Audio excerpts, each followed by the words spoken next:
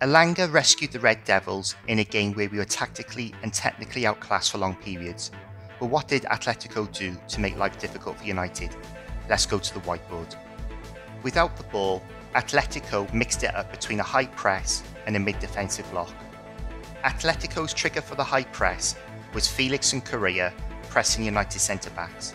When they went, the rest of Atletico's press formation went with them. Going to screenshots of the game, Correa's press on Maguire is the press trigger, and we can see how coordinated and aggressive the press was at the point we lost the ball in our defensive third. Atletico's other defensive strategy was their 5-3-2 mid-defensive block. The most notable part of this was how high Atletico's line was in comparison to where the ball was. If the opposition centre-backs are on the halfway line with the ball, you would expect the defensive line to be closer to the 18-yard line.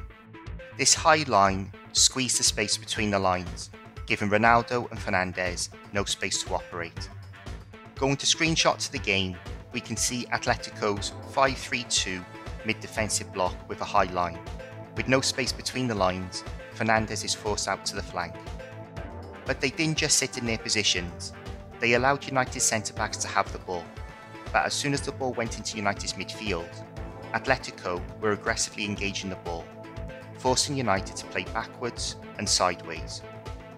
Going to screenshots of the game, despite Pogba taking up a wide position, Kondogbia follows him out to shut Pogba's space down, forcing Pogba to play backwards to Lindelof. In this next screenshot, Fernandes drops deep to get on the ball, but Hierro follows him out. Hierro has left a huge space centrally, but because he has forced Fernandes to play backwards, there is no danger of United exploiting this space. With the ball, Atletico switched to a 3-2-5 formation, and it was the positioning of Felix and Llorente that caused United issues. They were positioned in behind Pogba and Fernandes, and were too deep for the centre-backs to step out, resulting in them not being picked up.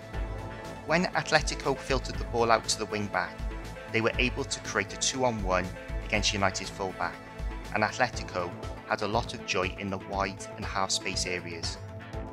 Going to screenshots of the game, we can see Atletico's 5-man attack with Felix and Llorente in the half spaces. When the ball gets filtered out to Lodi, the 2-on-1 has been created. The ball is played inside to Felix in this pocket of space, and he ends up in the box taking a shot at goal. In recent videos, I have analysed United's high eights and the issues this has caused both with and without the ball, but against Atletico's narrow defensive formation, it fitted well, at least in theory. This tactic naturally created a 3-on-1 overload against Atletico's wing-backs, but United completely failed to exploit this in two ways. The first was a lack of running in behind Atletico's high line to exploit the space in behind. Rashford and Sancho kept going towards the ball, and the pressure Atletico were putting on the ball in these areas was forcing United to play sideways. Going to a screenshot of the game, we can see United's wide to half space overload, with Varane adding to this by stepping out from the back. Despite all the space in behind Atletico's defensive line, Rashford elects to go towards the ball instead of making a run in behind, and that would be an easy pass for Varane. The other problem was when Rashford and Sancho held their position on the defensive line, the player on the ball wasn't looking to play the ball into the space behind Atletico's defensive line. With how uncomfortable United looked with the ball at feet, hitting the corners and making Atletico turn would have been a good tactic. Going to a screenshot of the game, Sancho is right on the defensive line, but can't make a run because he will likely get caught offside.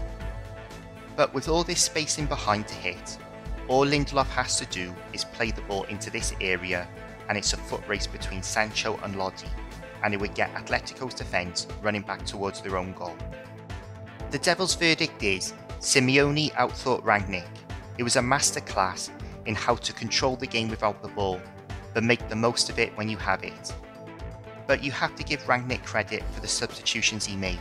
It changed the flow of the game in United's favour, especially the forward running of Elanga, showing Rashford and Sancho what could have been achieved against that high line. Let me know in the comments your thoughts on the game.